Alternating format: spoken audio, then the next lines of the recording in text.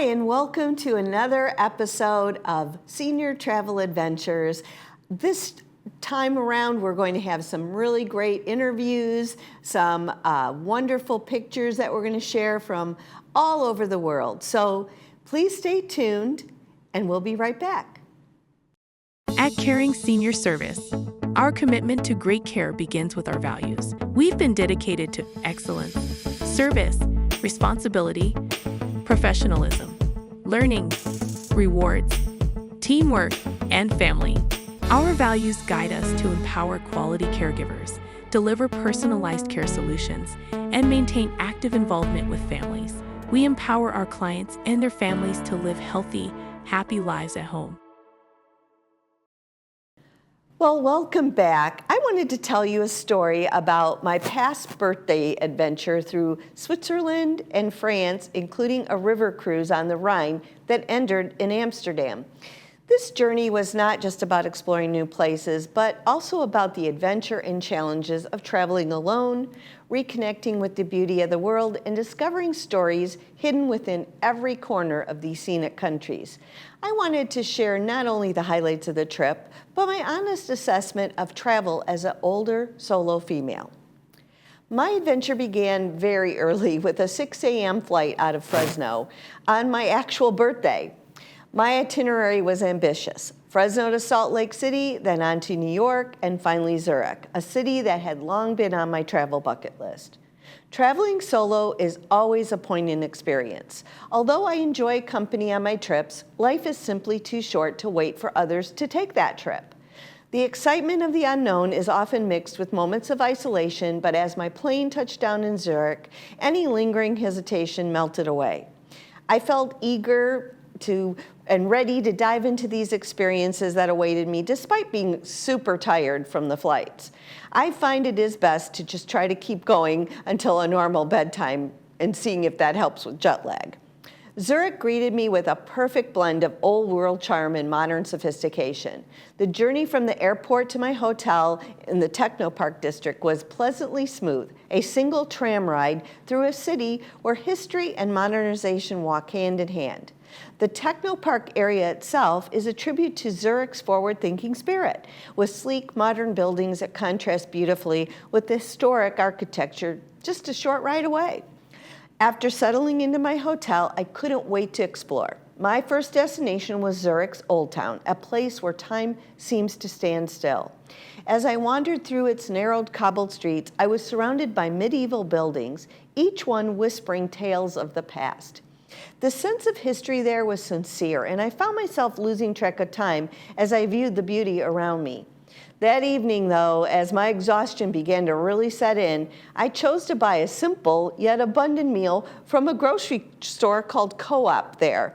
Back in my hotel room, I sat by the window, savoring my crusty bread, sparkling cava, cheese, and prosciutto while gazing out at the city. It was a moment of quiet reflection, a pause before the whirlwind of days that I was about to undertake. That following morning, I woke up refreshed and ready to continue my journey. Zurich really has so much to offer, and like all my trips, I was determined to experience it all.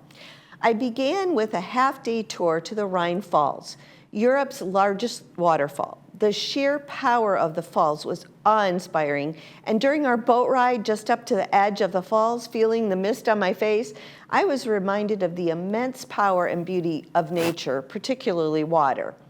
It is one of those moments where the world seems to pause, allowing you to truly connect with the wonder before you. After the boat ride, there was several levels of viewing deck, so I climbed like a mountain goat to take it all in. That evening, I attended a dinner meeting with the rest of the Gate 1 tour group that I would be joining for the remainder of my journey.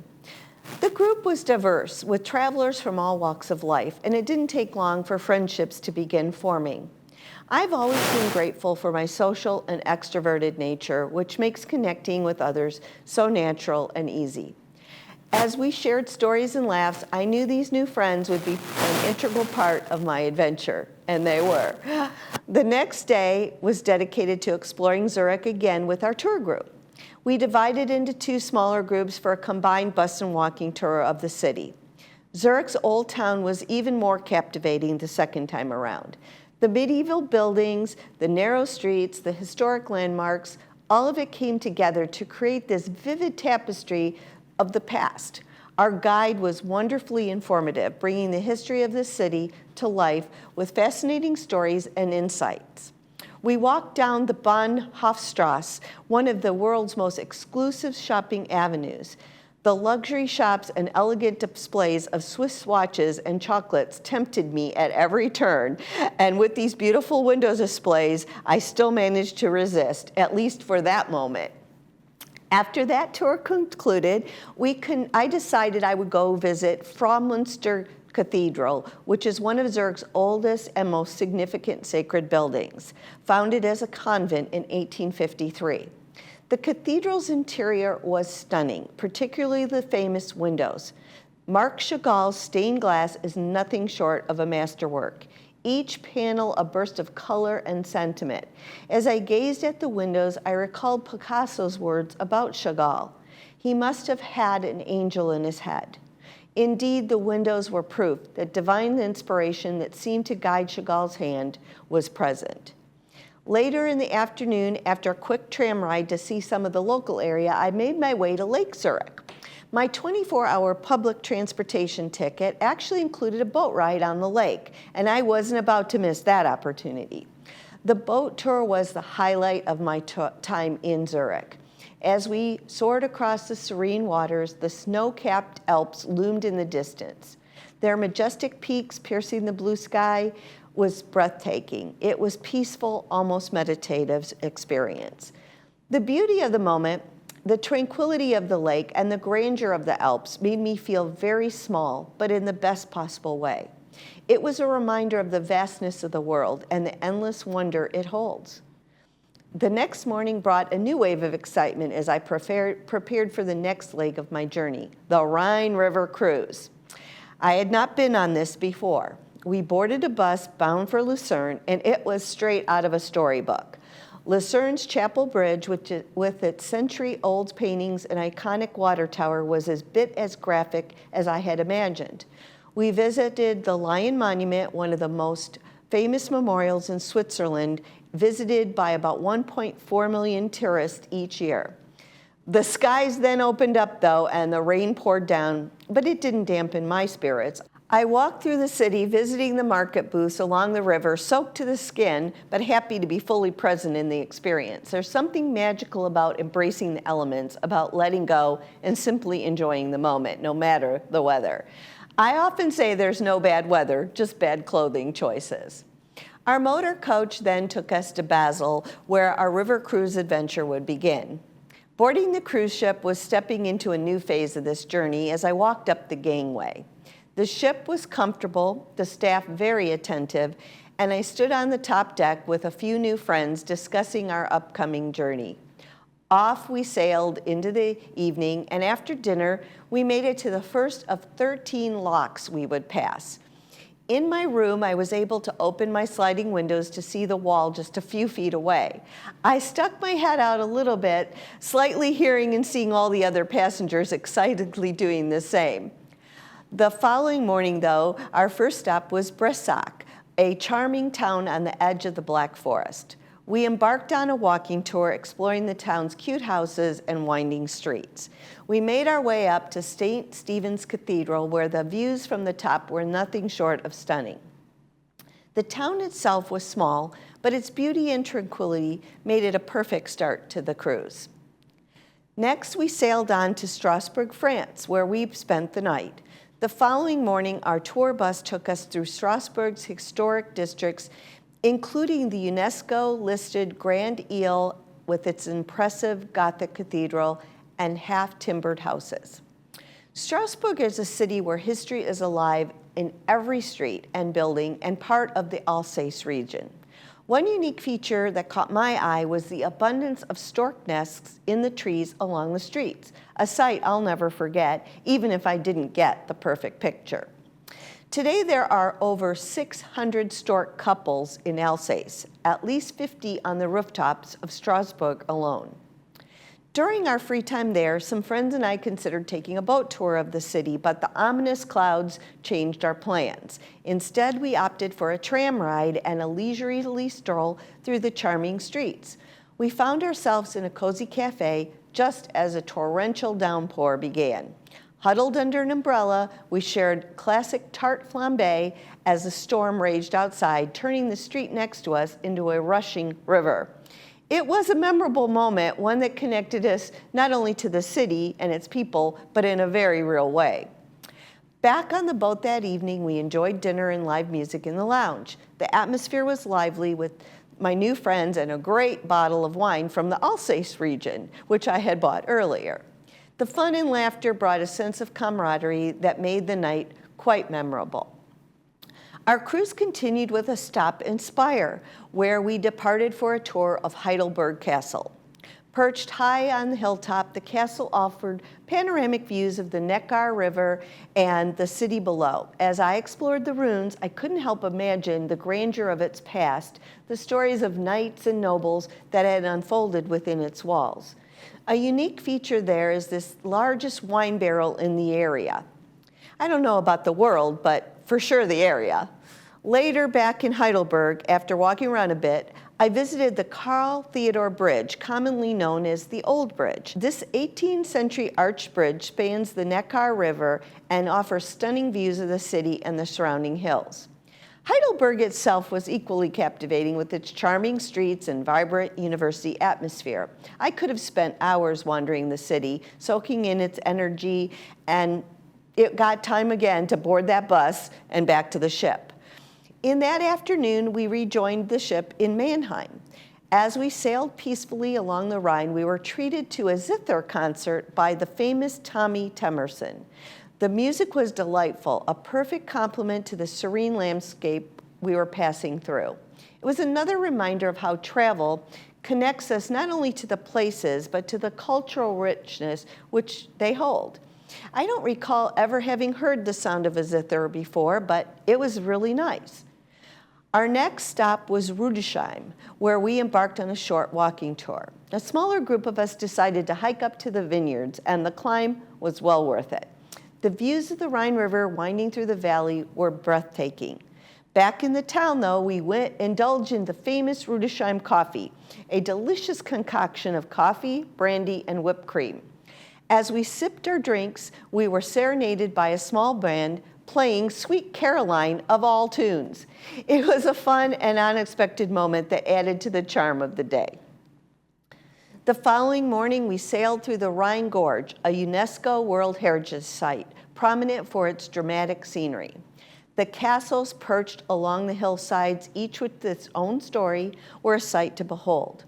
One of the most famous landmarks we passed was Lorelei, a steep rock on the bank of the river that's steeped in legend.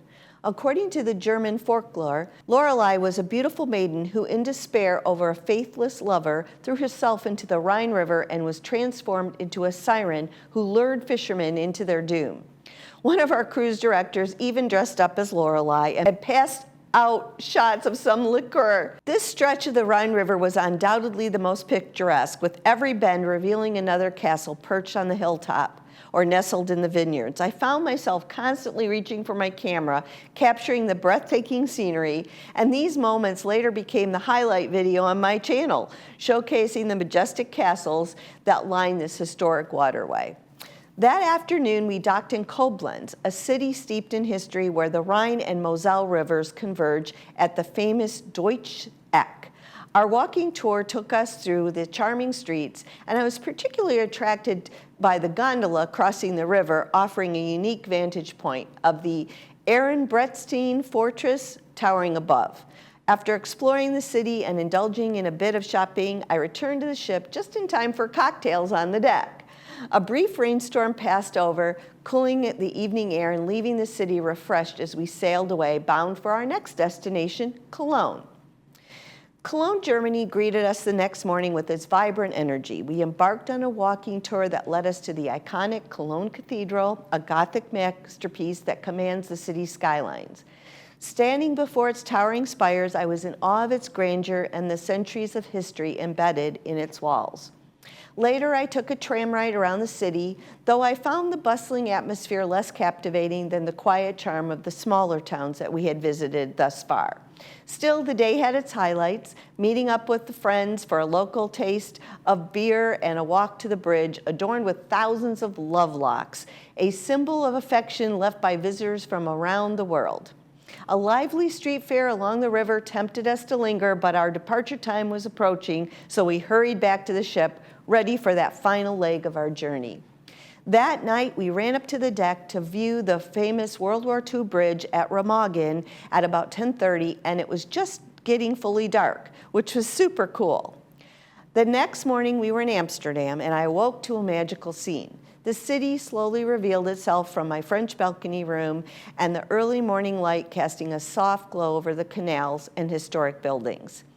Although another ship briefly docked right outside my window, it soon moved on, leaving me with a clear, unobstructed view, a perfect start to the day. Amsterdam felt familiar, like an old friend, as I was visiting again, having explored its charming streets just a few months earlier. The walking tour and canal boat ride brought back fond memories and reinforced my affection for this very lively and beautiful city. Our journey concluded with a farewell gala dinner and a night filled with celebration and camaraderie.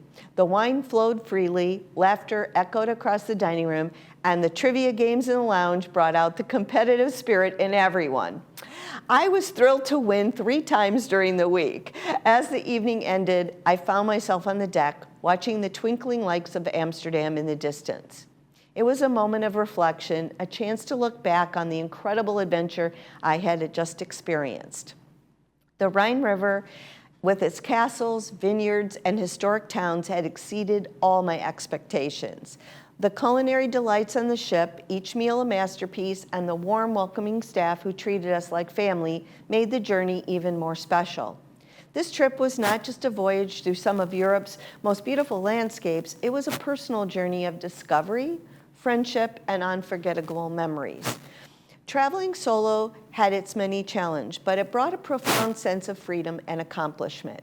Though I had embarked on this journey alone, I returned with a heart full of stories, laughter, and some new friends that I still talk to frequently.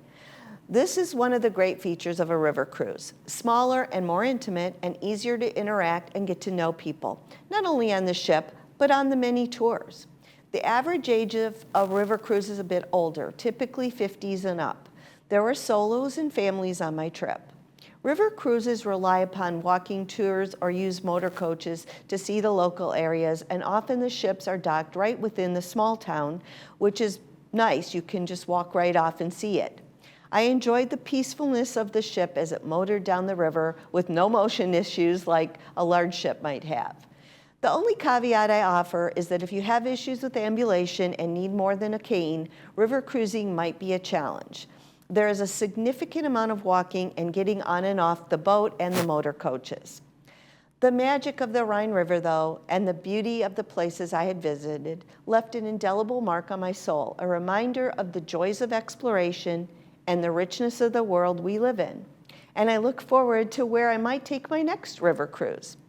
Danube, anyone?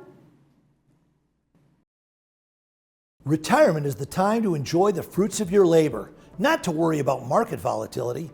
With so much uncertainty in the world, how can you ensure your income remains steady and secure? At Pacific Financial Planners, we specialize in creating customized strategies to generate safe, reliable income throughout your retirement. Don't leave your future to chance. Call 949-219-0692 or visit yourmoneytalks.com today. Well, welcome back to Senior Travel Adventures. I'm excited today because I have, my sidekick, Sheryl. She's always here with me, but I have Julie Mangino with us, and what we're going to talk about is they recently did a ladies' trip to Kauai, Hawaii, and they posted some fabulous pictures on Facebook, which then led me to ask them to be on the show. So thank you for joining me today. Thanks, Debbie. So tell me a little bit about your trip. How did it come about? Well, one of our friends was offered a timeshare that slept 4 people. So she invited me and 2 other people. One of them was Julie.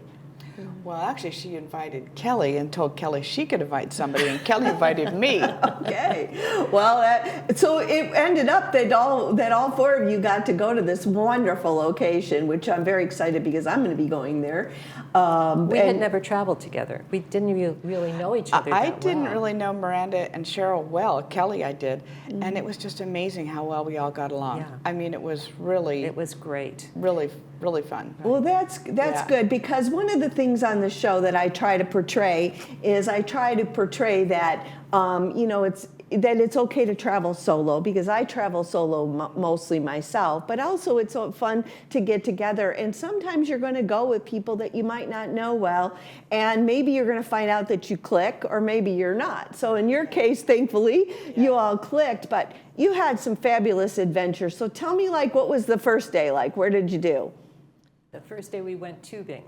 Tubing, I saw those Yeah, through pictures. the sugar plantation, to the tunnels, and an old sugar plantation. That was so fun. That was incredible. That was. So that's crazy looking. It's everybody has smiling faces, and I will say that Miranda, who was on the trip, that she told me that she grinned from ear to ear the whole time, Yeah. and that it was one of the funnest things she's done. it Well, was. I didn't exactly grin from ear to ear, and this wouldn't have been the trip that I would have ever thought to do, but I was really glad I did, because it turned out to be a lot of fun. Yeah. And I am afraid of the dark, and I don't like small places, but it still was really fun. Well, you were smiling in the picture, Sheryl, so you must have had a pretty I good did. time. I did. We wore Look, we see your picture. We wore helmets and we had headlamps on, so it wasn't so dark in the Oh tunnels. yeah, headlamps. See that? I don't know.